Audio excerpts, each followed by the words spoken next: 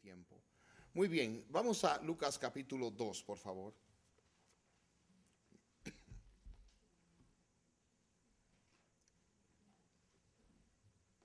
Y vamos a leer los versículos que van del 39 hasta el 52.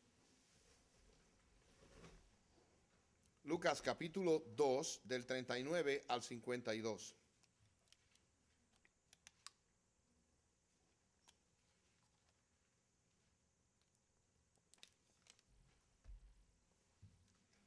Leo la palabra del Señor y luego oramos juntos, por favor. ¿Ya todos están ahí? ¿Amén? Okay. Después de haber cumplido con todo lo prescrito en la ley del Señor, volvieron a Galilea, a su ciudad de Nazaret. Y el niño crecía y se fortalecía y se llenaba de sabiduría, y la gracia de Dios era sobre él. Iban sus padres todos los años a Jerusalén en la fiesta de la Pascua. Y cuando tuvo 12 años, subieron a Jerusalén conforme a la costumbre de la fiesta. Al regresar ellos, acabada la fiesta, se quedó el niño Jesús en Jerusalén sin que lo supiesen José y su madre. Y pensando que estaba entre la compañía, anduvieron camino de un día y le buscaban entre los parientes y los conocidos.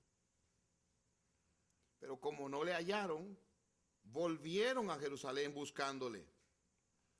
Y aconteció que 3 días después le hallaron en el templo, sentado en medio de los doctores de la ley, oyéndoles y preguntándoles. Y todos los que le oían se maravillaban de su inteligencia y sus respuestas. Cuando le vieron, se sorprendieron. Y le dijo su madre: Hijo, ¿por qué nos has hecho así? He aquí tu padre y yo te hemos buscado con angustia. Entonces él les dijo: ¿por qué me buscabais? ¿No sabíais que en los negocios de mi padre me es necesario estar? Mas ellos no entendieron las palabras que les habló. Y descendió con ellos y volvió a Nazaret y estaba sujeto a ellos.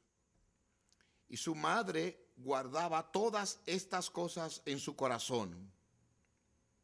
Y Jesús crecía en sabiduría y en estatura y en gracia para con Dios y los hombres. Vamos a orar. Padre nuestro, queremos darte gracias por este pasaje, por esta palabra, esta historia de la vida de nuestro Salvador a los 12 años. Al exponer esta palabra ahora, necesitamos mucho de tu gracia. Necesitamos mucho la unción de tu Espíritu. Necesitamos mucho que tú vengas y ayudes a tu siervo en su debilidad y a cada uno aquí para oír con atención y provecho. Padre, te pedimos esto por los méritos y el dulce y glorioso nombre de nuestro Salvador y Señor Jesucristo. Amén. En esta nación, la familia del presidente tiene un nombre. ¿Quién recuerda? The First Family, la primera familia. Y la esposa, the First Lady, ¿verdad? Bueno, pues cuando vamos a las Escrituras, si usted quiere saber cuál es la primera familia, ¿cuál cree usted que debería ser? ¿Creen ustedes que es la familia de Jacob, que tenía 2 mujeres? Abraham, David, mucho menos Salomón. Alguien decía Adán y Eva. Pudiera ser. Pero yo creo que es que la primera familia está conectada con el líder principal de la nación, ¿verdad? ¿Quién es el líder principal de la iglesia? Entonces, ¿cuál pudiera ser la primera familia? The first family should be Jesus' family. ¿No creen ustedes? La familia de José, María, de donde vino el Salvador del mundo, nuestro Salvador Jesucristo.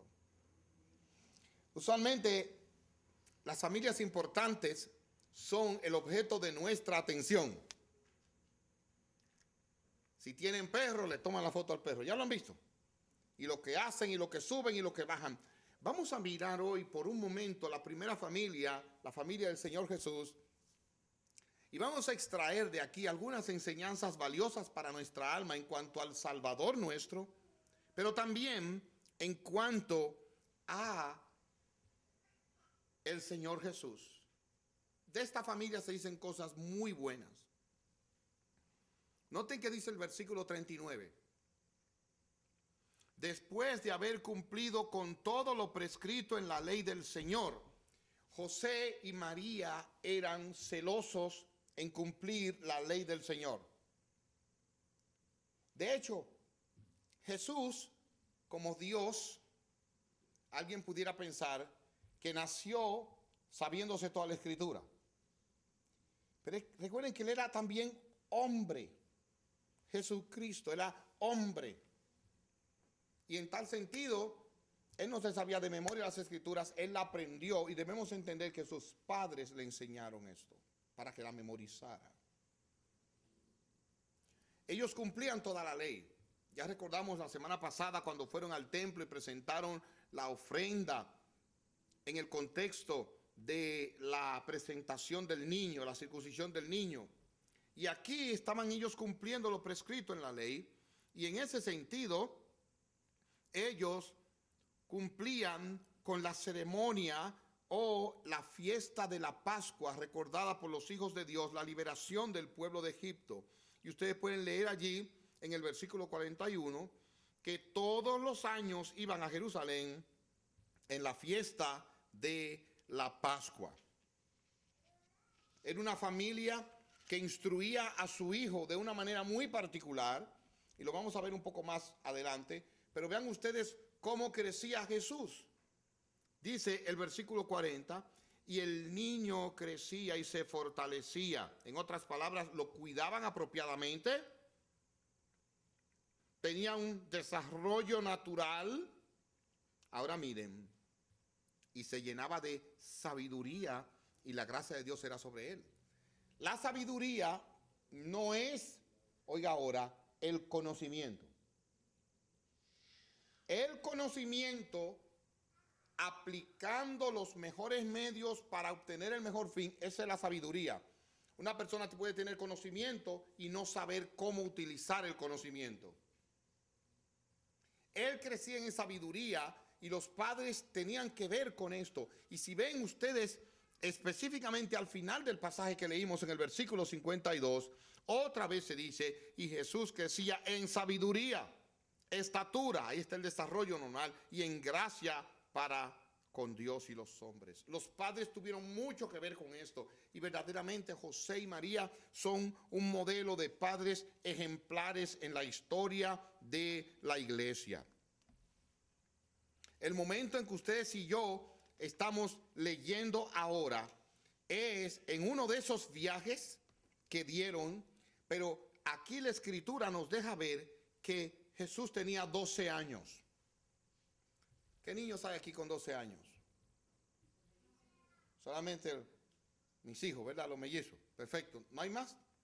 No. Pasan y tienen menos. Bueno, menos, ¿verdad? ¿Y tú tienes menos de 12 años? Ok. Yo sé que no.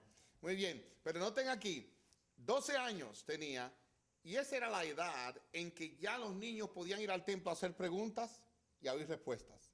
Antes de eso no se les permitía.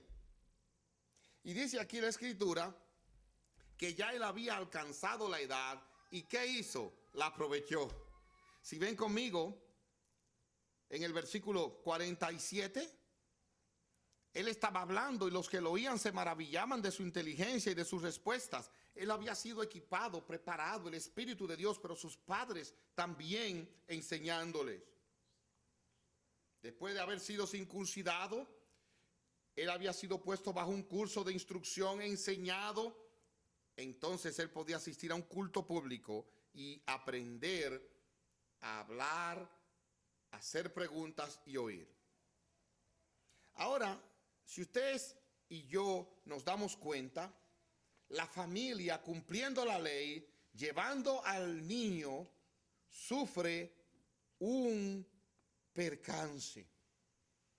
Si ustedes y yo leemos en la porción que tenemos delante, dice aquí en el versículo 43, al regresar ellos, acabada la fiesta, se quedó el niño Jesús en Jerusalén sin que lo supiesen José y su madre. Cuando nosotros leemos esto, podemos en primer lugar ver el interés que Jesús tenía en las cosas del Padre, que se quedó en Jerusalén sin que sus padres lo supieran. Quiero aclarar, no podemos atribuir aquí que es que Jesús hacía cosas escondidas de sus padres. Él tenía 12 años y yo creo que todos los niños pueden hacerlo. No podemos atribuirle a él maldad en ningún sentido. Él asumía que sus padres podían saber dónde él estaba. Miren su respuesta en el versículo 49. ¿Por qué me buscabais? ¿No sabíais que en los negocios de mi padre me es necesario estar? Él asumía que ellos podían entender dónde él estaba, pero se quedó allá. Efectivamente, él dice, en los negocios de mi padre. Dice el versículo 46, estaba en el templo sentado en medio de los doctores de la ley, oyéndoles y preguntándoles. Él no estaba con otros niños jugando, él estaba con los doctores de la ley, oyéndoles y preguntándoles. Aquí estamos ante un caso extraordinariamente atractivo, un niño de 12 años con ese interés. Y hermanos, déjenme decirles, cuando nuestros hijos se interesan en las cosas de Dios, hermanos, alentémoslo.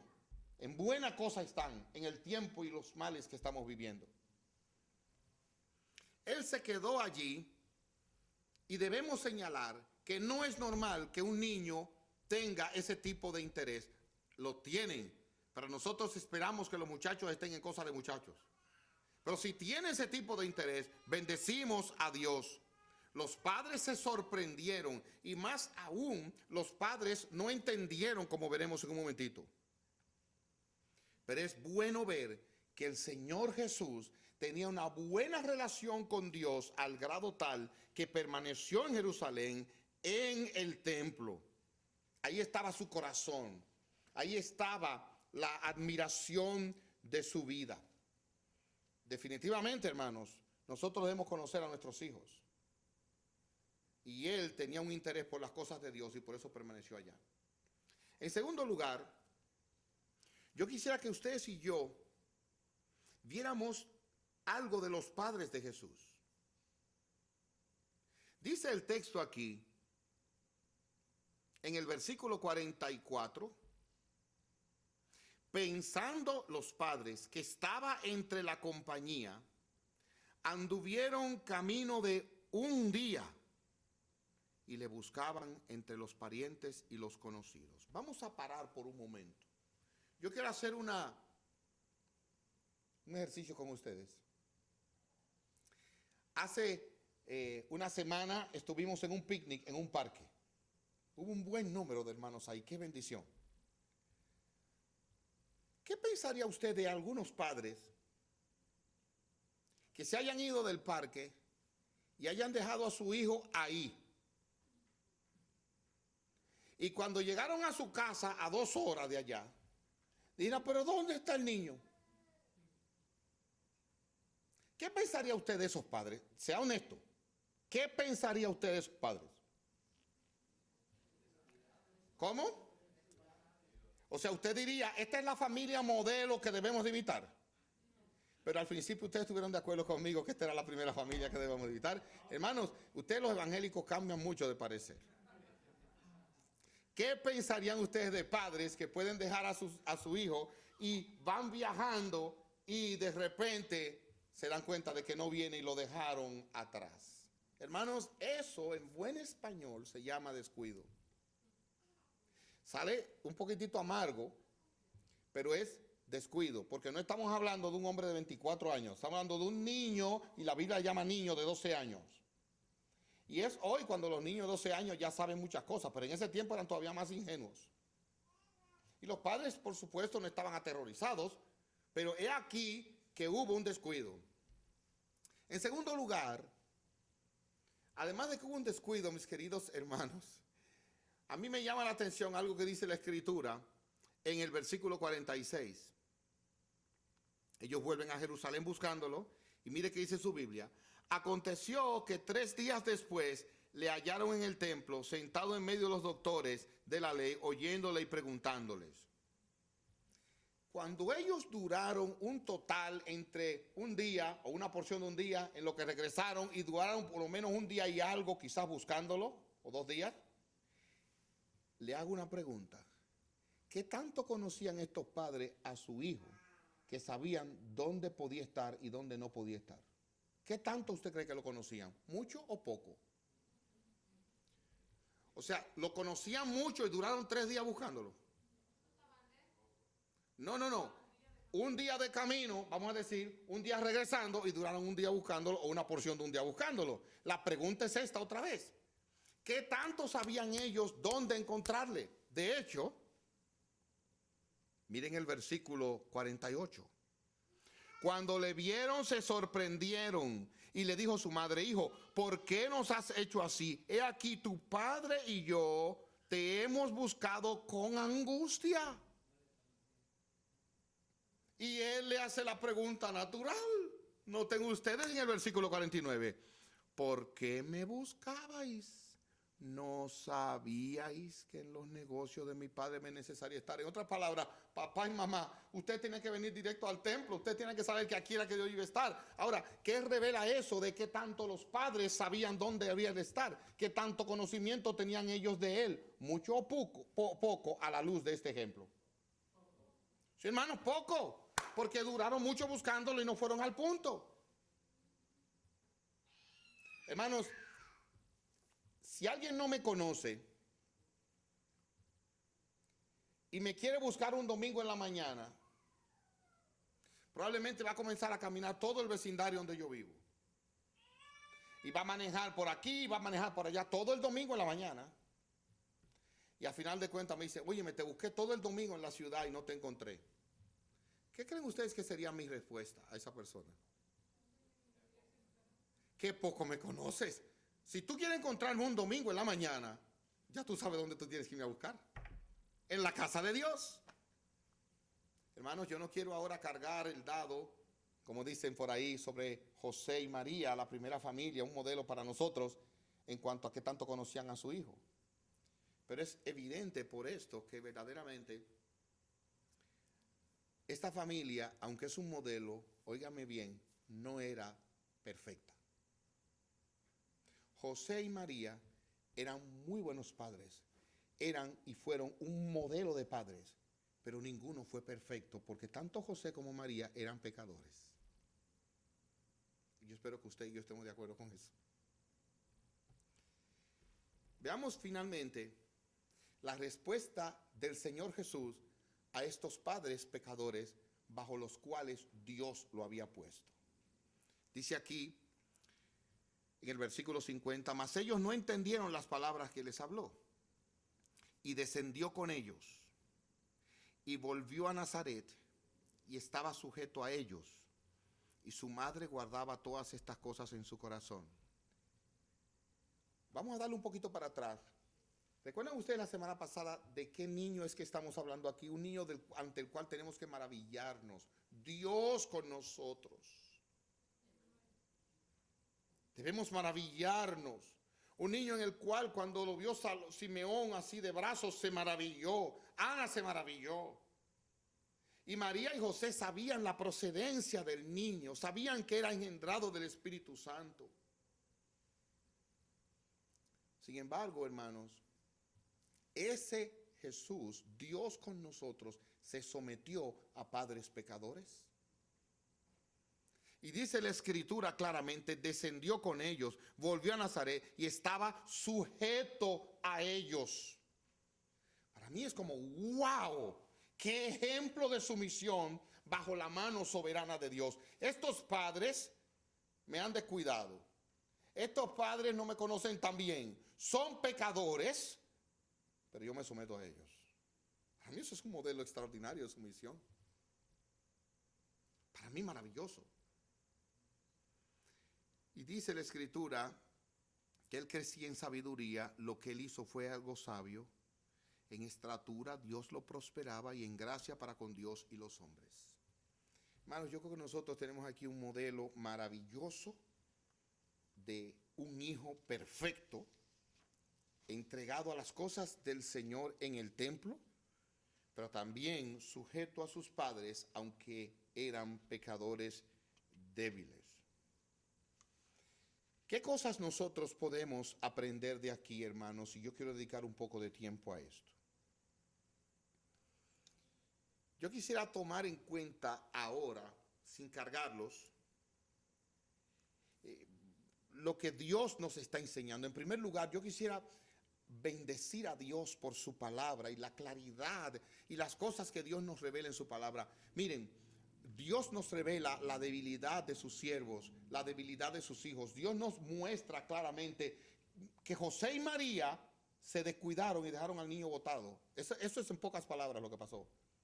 Dios no cambia esa verdad, Dios la trata claramente. Y la palabra de Dios nos exhorta a que nosotros seamos honestos también, transparentes delante de Dios. Y nosotros en la paternidad y en el manejo de nuestros hijos, hermanos, tenemos que ser honestos, tenemos que ser transparentes, tenemos que abrir nuestro corazón y decir las cosas como son. La crianza de los hijos en el tiempo en que vivimos, hermanos, no es fácil. Nosotros estamos viviendo tiempos de mucha confusión moral. Nosotros estamos viviendo tiempos de una invasión de inmoralidad extraordinaria. Y nuestros hijos nos salen con cosas que de verdad nos dejan como boquiabiertos. Usted dice, pero ¿qué está pasando? Yo no entiendo. Hermanos, este es un tiempo como de verdad que yo no lo entiendo. Mire, en mi niñez, hermanos, la homosexualidad era una vergüenza. Ahora es un orgullo, así mismo le llaman, un orgullo. Y este es el mundo en que nuestros hijos están creciendo. Y les voy a decir la verdad, hermanos. Si nosotros no nos capacitamos y no nos preparamos en las cosas de Dios, vamos a sufrir mucho en este mundo y nuestros hijos van a sufrir mucho. Por lo que nosotros debemos en nuestra relación con nuestros hijos y Dios ser más honestos y dedicarnos a buscar más ayuda. Eso es sabio. Buscar más ayuda para criar a nuestros hijos. Buscar la ayuda del pueblo de Dios y decirle a la iglesia, hermanos, oren por mis hijos, oren por mi familia. Hermanos, aquí les voy a decir la verdad. No hay una sola familia perfecta. Esta era la familia de Jesús, la primera familia, el modelo. Y los padres se olvidaron del muchacho y encima de eso ni siquiera sabían dónde estaba, no tenían idea. No ha existido una familia perfecta y por eso la Biblia está llena de familias disfuncionales desde Adán y Eva. Óigame bien, hermanos, acabaditos de hacer, fresquecitos, sacados del horno de la perfección de la obra de Dios. Y tienen 2 hijos y de repente uno mata al otro. Oye, eso es para mí como chocante. Y más adelante usted encuentra en la misma familia de Abraham, el padre de la fe, que su mujer no confía en él y entonces lo persuade para que él tenga una relación de intimidad con la sirviente de ella. Y Abraham se ofrece. ¿Cómo usted diga, pero qué clase de hombre es este? Es el padre de la fe nuestra. Pero eso no es todo. De repente usted encuentra a Jacob, que engaña a su papá y encima de eso tiene que vivir con 2 mujeres bajo el mismo techo. Y ahí se encuentra todo tipo de situaciones tristes, donde su hija es abusada, donde los hijos son criminales. Pero usted dirá, no, pero mencióneme otro. David. Oh, hermanos, el rey David, un tipo de Cristo. Usted dirá, David, el cantor de Israel, autor de muchos de los salmos, un hombre conforme al corazón de Dios. Esa es la familia que yo voy a mirar como modelo. Espérate. La de David. ¿Cuántas mujeres no tuvo David? Y no solo eso, sino que teniendo mujeres y Dios le dijo, si querías más yo te la daba. Hermano, eso es una manera de Dios hablar, una manera que yo no lo entiendo. Pero vio otra y también la quiso y mandó a matar al marido.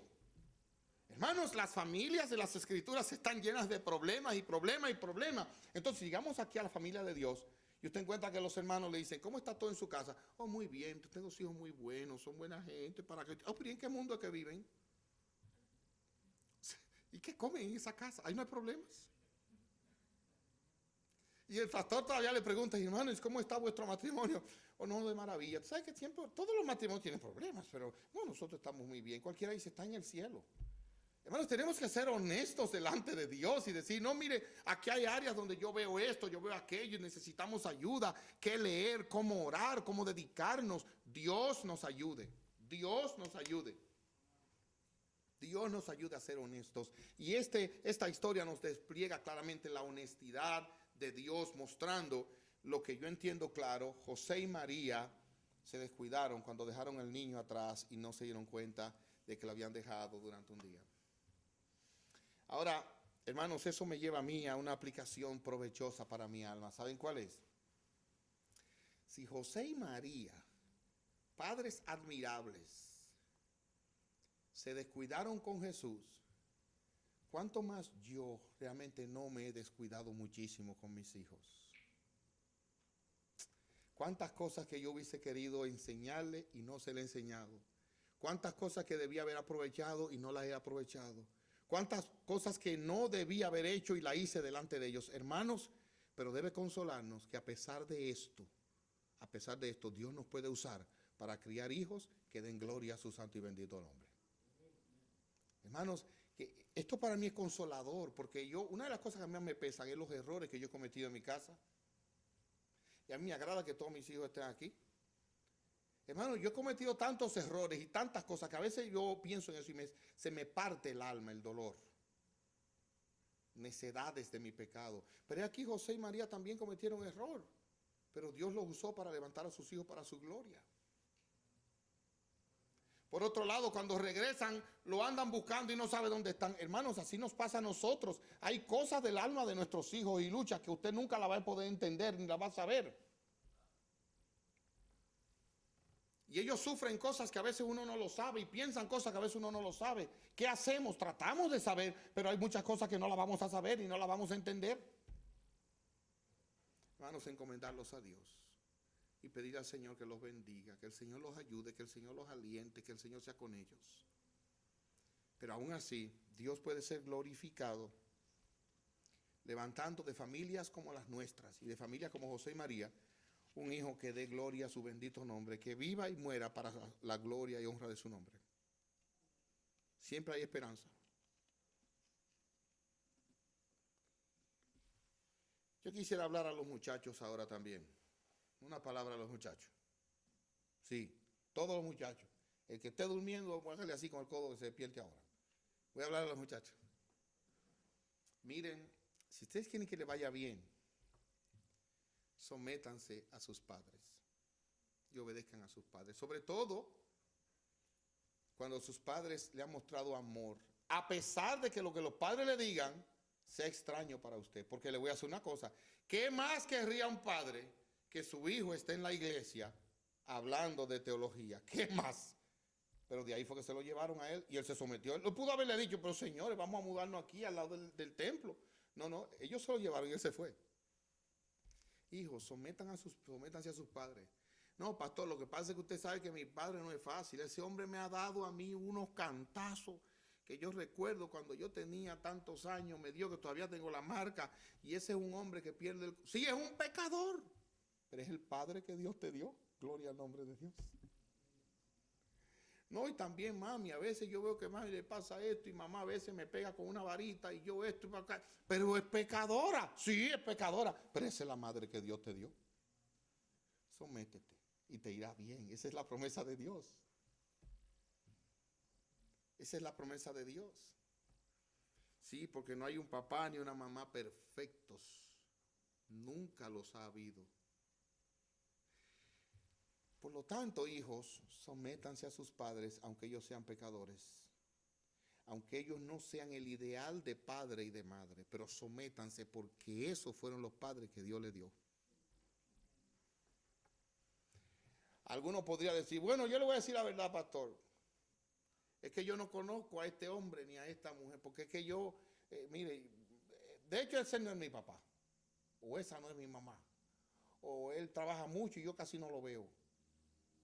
¿Recuerdan ustedes si José era el papá de Jesús o no? ¿En qué quedamos?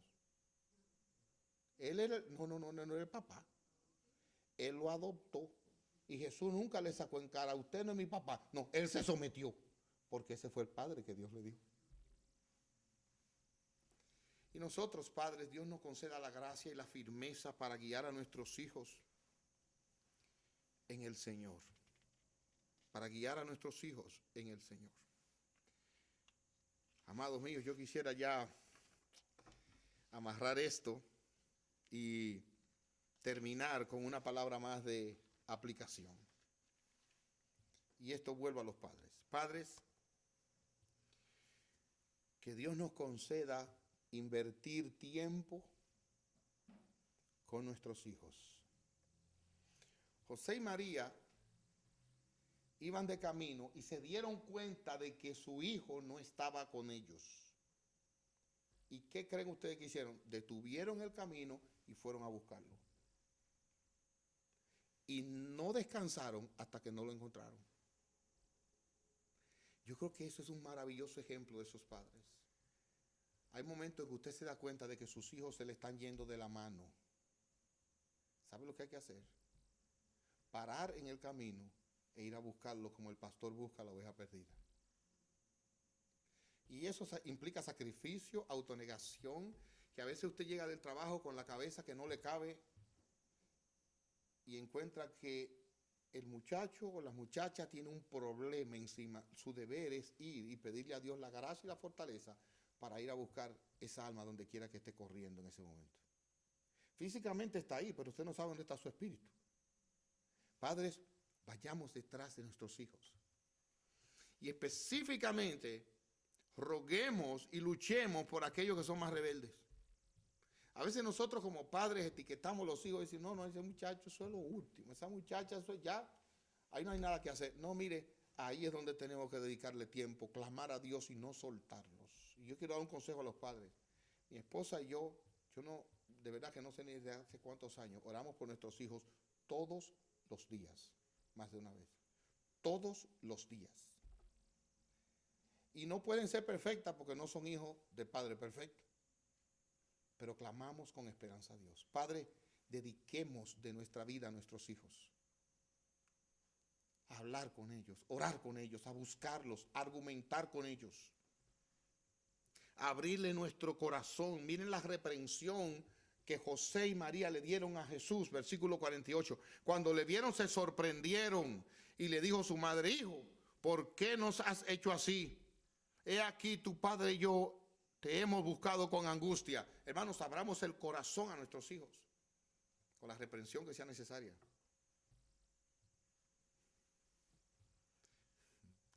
Y aunque nosotros no entendamos todo lo que nos dicen, porque a veces uno no puede entender la mente de los muchachos, demandemos de ellos sumisión como hicieron José y como hizo José y María. Moody, el Instituto Bíblico Moody, tiene ese nombre por aquel siervo de Dios llamado Dwight Moody. ¿Ustedes saben cómo este hombre comenzó el ministerio de su vida? Les comparto algo de la historia. Cuando empecé a predicar, vi que la gente mayor no le gustaba. Moody no tenía mucha preparación. Y la gente mayor pues lo condenaba. Y me di cuenta de que yo los aburría. Entonces salí a la calle y conseguí que 18 chicos me siguiesen un domingo a la escuela dominical. Continué haciendo este trabajo y si algo valgo para la iglesia cristiana se debe más a ese trabajo que a ningún otro. No era capaz de explicar difíciles pasajes de las Escrituras, pues yo mismo no los entendía. Pero les podía contar los relatos bíblicos y decirles que Cristo les amaba y murió por ellos. Hice lo mejor que pude, usé el pequeño talento que tenía y Dios me bendijo. Hermanos amados, Dios nos ayude a centrarnos en nuestros hijos, bendecirlos y ser con ellos lo mejor que podamos en cuanto a ser honestos, modelar la fe. Que el Señor bendiga el que prediquemos a Cristo y ellos vengan a nuestro Salvador. pero Dios nos ayude. Que ellos no piensen que papi y mami son de otro mundo, que son perfectos. No, que ellos puedan oír que somos pecadores y entender que estamos luchando con nuestros pecados. Para cuando le toque a ellos digan, así salió papi y mami, salieron bien. El Señor nos ayude. Que el Señor nos bendiga. Vamos a orar. Padre nuestro, queremos darte gracias por Jesucristo y su ejemplo en el templo. Gracias, Padre Santo, porque Él maravillosamente se sometió a sus padres a pesar de que eran pecadores. Gracias porque Él nos dio un ejemplo para nosotros someternos a ti, nuestro Padre Celestial. Y aunque no hemos tenido padres buenos, tenemos un Padre Celestial que sí es bueno. Y aunque nuestros padres han sido pecadores, que no nos han tratado bien, eso no es excusa para que nosotros no andemos bien. Ayúdanos, oh Dios, y guíanos, te pedimos por Jesucristo. En su nombre te lo rogamos. Amén.